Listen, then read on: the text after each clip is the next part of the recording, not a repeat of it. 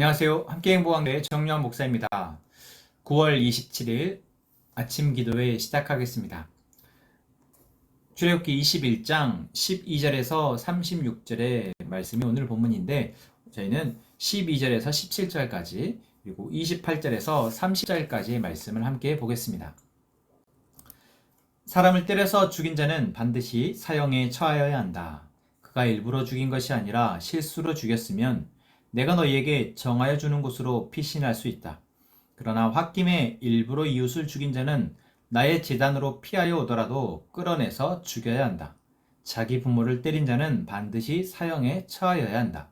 사람을 유괴한 자는 그 사람을 팔았든지 자기가 데리고 있든지 반드시 사형에 처하여야 한다. 자기 부모를 저주하는 자는 반드시 사형에 처하여야 한다. 28절입니다. 소가 어떤 남자나 여자를 받아서 죽이면 그 소는 반드시 돌로 쳐서 죽여야 한다. 처형된 소는 먹어서는 안 된다. 이 경우에 소의 임자는 형벌을 받지 않는다. 그러나 그 소에게 받는 버릇이 있는데 그 임자가 남에게 경고를 받고도 단속하지 않아서 어떤 남자나 여자를 죽게 하였으면 그 소만 돌로 쳐서 죽일 것이 아니라 그 임자도 함께 죽여야 한다. 그러나 피해자 가족이 원하면 소 임자를 처형하는 대신에 그에게 배상금을 물릴 수 있다. 그때 그 배상금 액수는 재판관이 정한다. 아멘. 출애굽기 21장의 말씀, 어제에 이어서 오늘의 말씀에서는 10계명의 어떤 확장판의 이야기를, 규례를 이야기하고 있습니다. 그 중에서도 특히 사람과 사람 사이의 관계, 다시 말해 이웃을 사랑하는 문제에 있어서 어떤 각각의 사례들에 따른 규례를 하나님이 백성들에게 이야기하고 계시죠. 이스라엘 백성들은 이집트라는 나라 그리고 그 문화권 안에서 오랜 세월을 살았습니다. 그 나라의 규범과 문화가 익숙하다라는 것이죠. 이집트뿐만 아니라 그 당시 고대 근동 지방의 어떤 문화는 지금의 문화와는 많이 다르지만 어쨌든 사람이 살아가는 사회 가운데에서 어떤 인간의 탐욕, 인간의 죄성이 드러나는 여러 가지 왜곡되고 잘못된 문화와 관습들이 있었습니다. 하나님은 하나님의 백성들이 이제 하나님의 구원을 맛보고 이제 그들의 땅에서 하나님의 다스림 아래에서 어떤 사회를 이루고 살아갈 때 과거에 자신들이 경험했고 익숙하게 속해 있던 그 법이나 또한 문화가 아닌 하나님의 가치로 그들이 살아갈 수 있도록 지금 말씀하고 계시는 것입니다. 물론 10계명이라는 10가지의 계명을 통해서 하나님의 가치, 하나님의 정신이 담겨져 있지만 사람은 그 가치와 정신에 대해서 조금 더 생활 속에서 벌어지는 사례들을 통해서 우리는 제시를 받았을 때 좀 더 빨리 그것들을 익숙해질 수 있다라는 것이죠. 자, 그런 면에서 이스라엘 백성들에게 주신 이러한 규례들은 정말 중요합니다.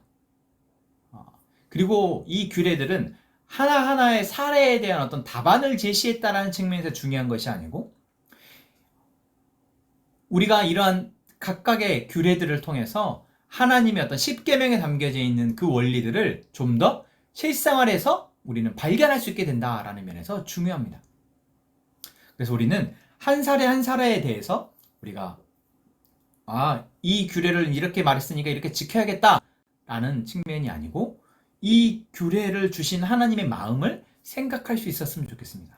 그래서 오늘 21장, 어제부터죠. 21장부터 이어지는 어떤 규례에 대한 부분들을 읽으실 때 여러분들이 질문하셨으면 좋겠어요. 왜 하나님이 이렇게 말씀하셨을까? 왜 생명에 대해서는, 왜 사람을 때린 사람에 대해서는, 또는 어떤 소에 대해서는, 또는 종에 대해서는, 또는 재산에 대해서는 이런 부분들에 대해서 하나님은 왜 이렇게 말씀하고 계실까? 이 규례에 담겨져 있는 하나님의 어떤 목적, 그 마음은 무엇일까? 이것을 통해서 결국 우리에게 무엇을 기대하고 계시는가? 이 부분들을 질문하고 답을 찾아가면서 말씀을 읽었으면 좋겠습니다. 자, 저희가 오늘 보게 된 본문에서는 폭력에 관해서 얘기합니다. 자, 이 폭력이라는 것, 사람과 사람 사이에 필요한 적 없으면 좋겠지만 갈등은 있을 수밖에 없고 그 갈등의 어떤 끝에 드러나는 문제입니다. 그리고 어떤 갈등의 구조가 아니고 또 사람 안에 죄성이 발현되었을 때 그것이 가장 거칠게 드러나는 것이 바로 폭력이죠. 오늘 여기 나온 것처럼 사람을 떼서 죽인다든지 또는 누군가를 단순히 폭행하든지 또는 유괴를 한다든지 그 사람을 저주한다든지 싸우게 된다든지 이러한 문제는 우리 안에 있는 어떤 죄성이 겉으로 이렇게 표출되어지는 것이라 할 때 이 죄성이 간과하고 있는 것이 무엇인가? 바로 생명에 대한 소중함이다라는 거죠. 내가 소중하다, 내가 중요하게 여겨지는 만큼 타인의 생명 또한 소중하다라는 것을 간과하고 있을 때 우리는 바로 이러한 일들이 벌어집니다. 그래서 오늘 말씀에 보면 목숨에는 목숨으로 라고 하는 대원칙이 적용되어지는 것을 보게 됩니다. 이것을 첫 번째로 바로 너의 목숨이 소중하다면 상대방의 목숨도 소중하다. 당시 말하면 내가 상대방의 목숨을 해쳤다면 너의 목숨으로 갚아야 한다 라고 이야기하시고 상대방의 목숨을 해야 하는 데까지 나가지 않도록 이야기하고 계시죠. 물론 이거는 하나님이 말씀하신 법뿐만 아니라 우리가 그 하무라비 법전이라는 그 법전에서도 고대 근동의 법에서도 드러나죠. 그만큼 생명의 소중함이 드러나 있는 법입니다. 또한 여기에 저희가 주목해야 될 부분은 바로 실수로 누군가의 생명을 해했을 때 그 사람의 생명, 그 사람이 비록 다른 사람의 생명을 해했지만 고의가 아니었기에 거기에 대해서는 생명으로 갚은 것이 아니고 도피성에 피할 수 있도록. 이제 지금 여기는 그렇게 표현되어 있지 않지만 이제 레위기 뒤에 그 출애굽기 뒤에 법에서는 도피성을 만들고 고의 부지 중에 살인한 사람들이 그곳에 피신할 수 있도록 하는 그런 장치들을 마련하는데 이것이 바로 비록 생명을 해했지만 그 고의가 아니었기에 그 사람의 생명을 소중하게 존귀하게 여기는 마음에서 그에 합당한 처벌을 하도록 하고 있다는 것입니다. 자, 우리가 이 폭력에 관한 법을 통해서 우리가 얼마만큼 소중한 존재인지 내 자신이 그리고 또한 나뿐만 아니라 나와 함께 살아가는 사람들의 생명이 얼마나 소중한 존재인지를 기억했으면 좋겠습니다. 그리고 그 생명이 해해질 수 있는 어떤 위해를 가하는 폭력을 가하는 것들에 대해서 우리가 경각심을 가졌으면 좋겠습니다. 그리고 이것은 단순히 어떤 육체적인 물리적인 폭력뿐만 아니라 언어에 대한 폭력 또는 감정에 대한 폭력 역시도 우리가 그만큼 중요하게 우리가 경각심을 가지고 대했으면 좋겠다. 지금 시대에는 사실 많은 사람들이 폭력에 노출되어 있습니다. 물리적인 폭력뿐만 아니라 언어적인 폭력 또한 어떤 미디어에 대한 폭력에 노출되어져 있죠. 그래서 어떤 그런 폭력을 행하는 사람들을 볼 때 우리는 저 사람이 왜 저렇게까지 하지? 라는 생각이 듭니다. 분명 누군가에 대한 잘못에 대해서 내가 폭력으로 갚은 부분을 볼 때 그래 잘못했으니까 이 사람이 그렇게 말로 폭력을 행한다든지 또는 물리적으로 폭력을 행할 수 있지 라고 우리가 생각할 수 있지만 사실 여러분 곰곰이 생각해 보면 그 마음의 근저에 결국 하나님의 우리의 생명을 소중하게 여기시는 마음이 우리에게 어느 순간 사라져버렸다는 것을 보게 됩니다. 그래서 누군가의 잘못을 지적하더라도 또는 누군가에게 당한 어떤 억울함에 대해서 내가 그것을 갚음을 하더라도 결국 하나님이 모든 사람의 생명을 소중하게 여기신다는 것, 그것을 기억하고 거기에 맞게 합당하게 우리가 대응하는 것, 이것이 중요하겠다. 또한 내가 혹여 가해자의 위치에 가게 되더라도 누군가에게 폭력을 행사하게 되더라도 내가 지금 아무리 정당하더라도 내가 지금 행하고 있는 이러한 폭력적인 어떤 언행과 행동들이 정말 그것에 내가 당한 것에 맞는지 합당한지에 대해서 우리가 살필 수 있는 우리가 되었으면 좋겠습니다. 자, 그리고 또 소유 어떤 소나 어떤 남자가 여자를 받아서 죽이는 이런 사례에 대해서 이야기를 하고 있는데, 이 부분 역시 어떤 손해를 본 것에 대해서는 그만큼에 합당한 것으로 배상하라라는 원론적인 이야기이지만, 이 부분에는 어떤 소는 피해를 입힌 어떤 주체이긴 하지만 그 소에 피해를 입힌 것에 있어서 주인이 책임져야 한다라는 것이죠. 지금 우리 시대에도 사실 많은 어떤 산업재해나 이런 문제들이 일어납니다. 그래서 그런 산업재해에 대해서 어떤 계속 그 방지하는 법안들이 만들어지고는 있지만, 여전히 어떤 생명과 어떤 손해에 대해서 우리는 돈의 가치로 많이 바라보고 있습니다. 그런데 여기에서 하나님이 말씀하신 중요한 가치는 무엇입니까? 아니다. 생명이 소중하고, 또한 피해를 입은 사람에게는 그 피해가 보상될 수 있는 그러한 합당한 어떤 보상이 필요하다라는 것을 이야기하는 것이죠.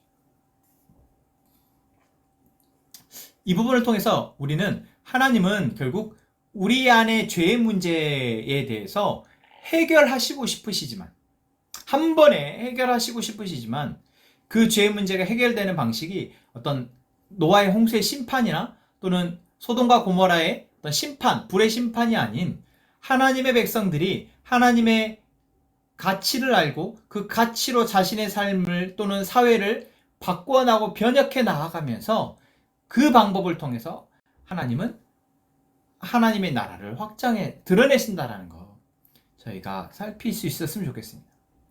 자, 그러려면 우리에게 필요한 것은 무엇입니까? 내가 먼저 하나님이 나를 얼마나 소중하게 여기시는지에 대해서 알고, 그 가치와 그 마음을 가지고 이제 다른 사람을 대하는 것입니다.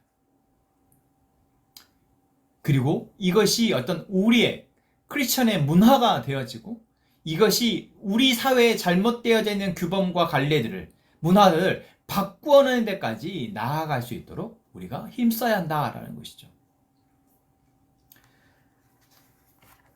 함께 행복한 가족 여러분, 우리가 먼저 나의 생명을 소중하게, 그리고 나와 함께 관계 맺고 있는 사람들의 생명을 존중하는, 그리고 그것을 지키는데 마음을 쓰고, 또 함께 살아낼 수 있는데, 살아갈 수 있도록 돕는데 마음을 쓰는 저희가 되기를 원합니다. 그것이 바로 하나님이 우리를 구원하신 목적입니다. 바로 어제 주일 말씀 가운데에서도 저희가 그 이야기를 나눴죠.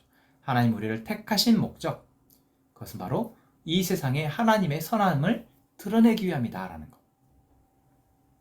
이제 우리가 그 가치를 잡고 그 가치를 이 세상 가운데 드러낼 수 있도록 위해 함께 기도했으면 좋겠습니다. 이 시간 함께 찬양합시다. 주 오셔서 죽으시고 다시 부활하심으로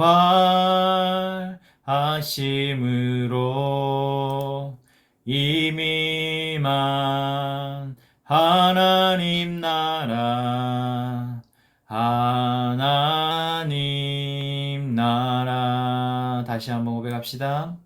주 오셔서 죽으시고 다시 부활하심으로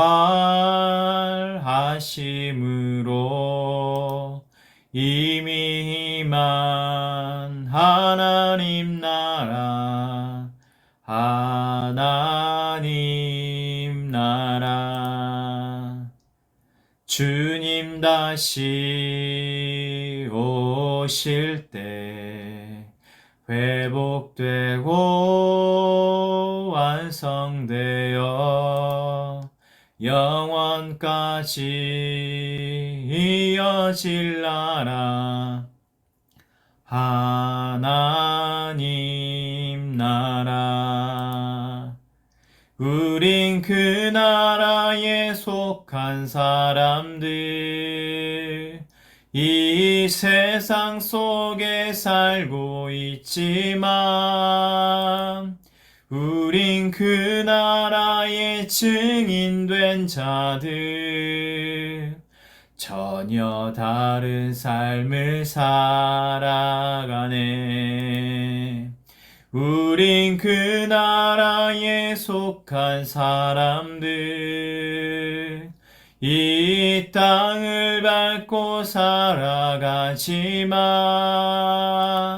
우린 그 나라의 증인된 자들, 소망의 나를 앞서 사네. 다시 한번 고백합시다. 우린 그 나라에 속한 사람들, 이 세상 속에 살고 있지만 우린 그 나라의 증인된 자들, 전혀 다른 삶을 살아가네. 우린 그 나라에 속한 사람들, 이 땅을 밟고 살아가지만 우린 그 나라의 증인된 자들, 소망의 나를 앞서 사네. 소망의 나를 앞서 사네. 아멘. 하나님, 이 세상의 만연한 폭력으로부터 우리를 지켜주십시오. 물질 만능의 문화 가운데 우리가 물들지 않게 해주십시오. 하나님의 생명 우선의 가치로 살아가게 해주십시오. 하나님, 우리 가족과 교회 공동체 안에 하나님의 법과 하나님의 가치가 바로 세워지게 해주시고, 우리의 그 가치가 우리의 가족에게, 우리의 자녀들에게, 또한 이 세상 가운데로 잘 전수될 수 있도록 해주십시오. 하나님, 최승일 형제, 전인영 자매, 그리고 해랑이 가족을 위해서 기도합니다. 하나님, 이 가족 안에 하나님의 회복과 하나님의 치료와 또한 하나님의 지혜를 허락하여 주십시오. 하나님, 우리가 각자의 기도 제목을 가지고 기도할 때 하나님의 뜻을 알게 하시고 그 뜻대로 살아낼 수 있도록 도와주십시오. 이 시간 우리 함께 기도합시다.